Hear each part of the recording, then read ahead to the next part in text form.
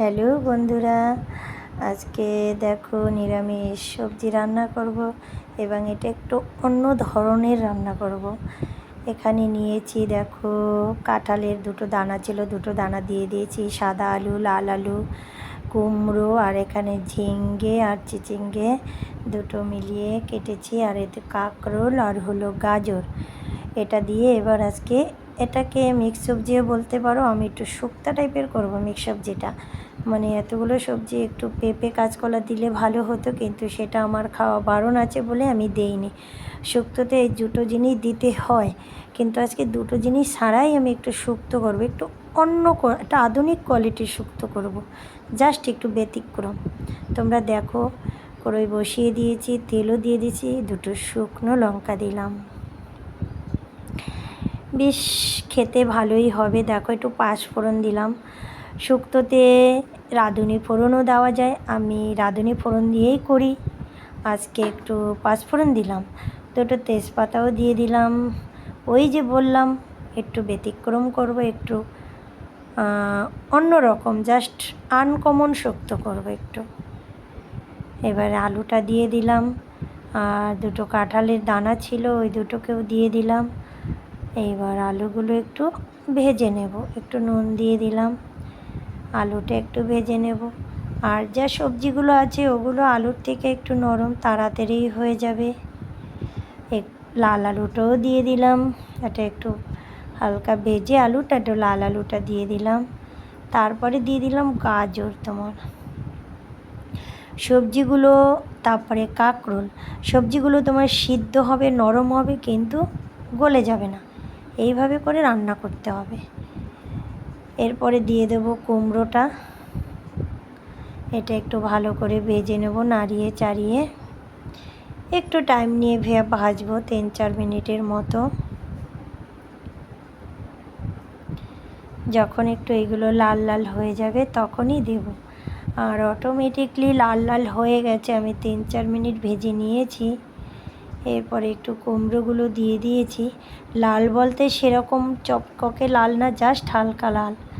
আর লঙ্কাগুলো একটু চিড়ে দিয়ে দিলাম, থালার কান্দাটা একটু ধার আছে তাই একটু বাঙাল ভাষা ছেড়ে দিলাম।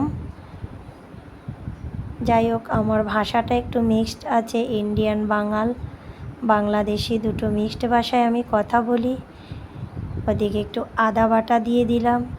আমি যেহেতু বাংলাদেশি, জন্মগত বাংলাদেশি মেয়ে, আর বিবাহ সূত্রে আমি ইন্ডিয়ান বউ, তো আমার ভাষা তো দুই দিকেরই হবে বলো। একটু ঢেকেও দিয়েছিলাম, তারপরে একটু দেখলাম একটু নরম হয়ে গেছে সব সবজিগুলো। এবার ঝিঙে আর চিচিঙ্গে যে কাঁটাটা ছিল সেটা দিয়ে দিলাম। এইবার একটু হলুদ গুঁড়ো দিয়ে দিলাম, আর দেব একটু জিরের গুঁড়ো দিয়ে দিলাম। এবার বেশ একটু ভালো করে নাড়িয়ে চাড়িয়ে নেব। দেখো একটু কুমড়োর গায়ে হালকা লাল দাগও বসে গেছে, মানে সবজিটা মোটামুটি ভাজাই হয়ে গেছে সব। আর এই মশলাগুলো দিয়ে বেশি ভাজবো না, একটু নাড়াচাড়া করে জলটা দিয়ে দেবো। আর ওদিকে আমি মগে জল বসিয়ে দিয়েছি, গরম জলটা আমার গরম হয়ে গেছে। ওই যে আবার বলছি, একটু ব্যতিক্রম সবজি আজকে হবে, একটু অন্য রকম শুক্তো হবে, তাই একটু গরম জল দিলাম। কেউ তো শুক্তোতে গরম জল দেয় না, আমরা তো ঠান্ডা জলেই হামেশা দিই, আজকে একটু গরম জল দিলাম। শুক্তোটা আমার হয়ে এসছে। এইবার আমি দেখো একটু রাঁধুনি আর একটু তোমার আদা বেটে রেখেছিলাম, সেই রাঁধুনি আর আদা বাটাটা দিয়ে দিলাম। সেটা তোমাদের আমি দেখাতে পারিনি যে বাটাটা করেছিলাম, যেহেতু শিলটা আমার অন্যদিকে, তাই একটু চিনি দিয়ে দিলাম। আর প্রথমেই স্বাদ মতো নুন দিয়ে দিয়েছি, তোমরা দেখেছো যখন আলু ভেজেছি তখনই নুনের পরিমাণটা একটু বেশি ছিল, মানে প্রয়োজন মতোই নুনটা দিয়েছিলাম, তাই আর পরে নুন দেইনি। যাই হোক, আমার এটা হয়েও গেল সবজিটা।